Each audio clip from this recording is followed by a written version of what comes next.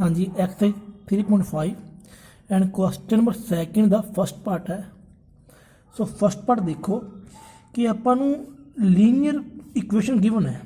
Linear equation so equation ਦੇ ਵਿੱਚ ਆਪਾਂ ਨੂੰ ਕੀ infinite number of solution given ਹੈ। Infinite number of solution so infinite number of solution ਦੀ ਹੈਲਪ ਨਾਲ ਆਪਾਂ a ਤੇ b ਦੀ ਕੀ ਹੈ ਵੈਲਿਊ ਫਾइंड ਕਰਨੀ ਹੈ।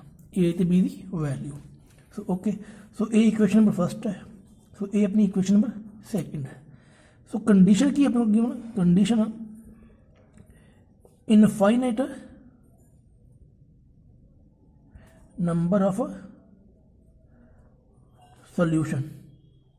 Okay so infinite number of solution का फॉर्मूला की अपना a1/a2 is equal to b1/b2 is equal to c1/c2। So ਆਪਾਂ इस फॉर्मूले जो ये फॉर्मूला है सो इस फॉर्मूले की हेल्प नाल ਆਪਾਂ a ਤੇ b ਦੀ ਕੀ ਹੈ वैल्यू फाइंड करांगे। सो इस इक्वेशन ਵਿੱਚ a1 कितना है 2 सो a2 जो x वाला कोएफिशिएंट वो अपन a ਹੁੰਦਾ है।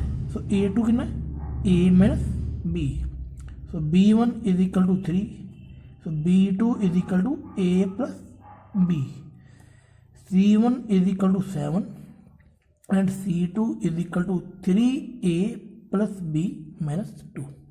ओके सो हम आप इन्होंने वैल्यू में इस फॉर्मूले में पुट करा इन स्टार नाम दे दो ठीक है।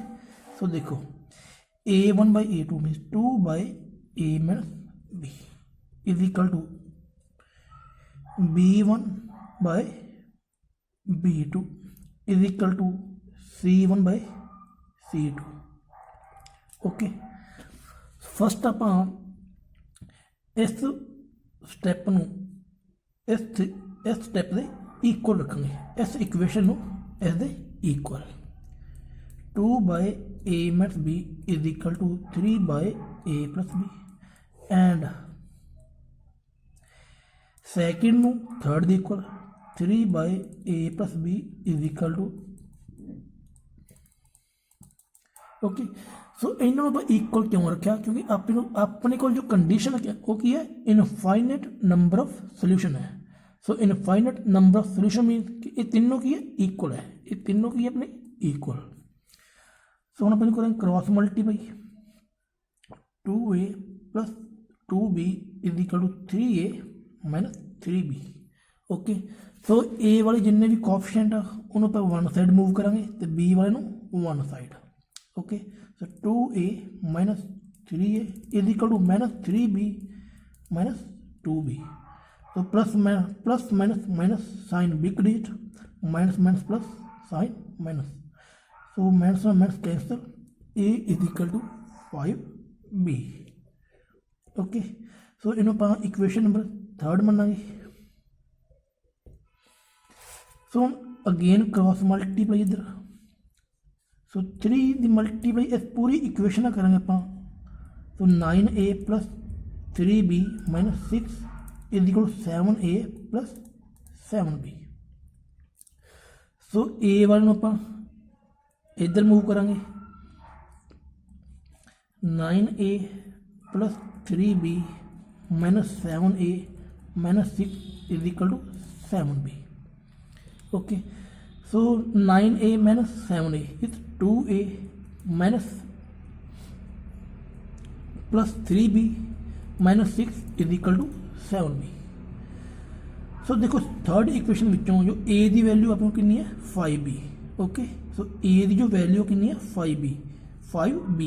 सो इत्थे आप 2 इंटू 5b पुट करांगे plus 3b minus 6 is equal to 7b। तो देखो 10b प्लस 3b 7b में आप मूव करेंगे लैफ्ट हैंड साइड तो 6 में आप मूव करेंगे राइट हैंड साइड। तो 7b माइनस 6 अपना पॉजिटिव हो जाएगा।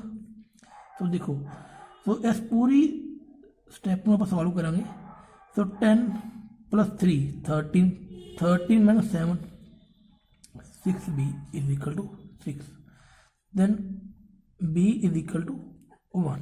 ओके सो b की वैल्यू कितनी है 1। सो b की वैल्यू आप थर्ड इक्वेशन पुट करांगे सो अपन a की वैल्यू मिल जाएगी सो देखो सो ए इज इक्वल टू 5b है तो b इज इक्वल टू अपना 1 है। सो हम b की वैल्यू आप ये पुट करांगे। So a is equal to 5 into 1 a is equal to 5 okay.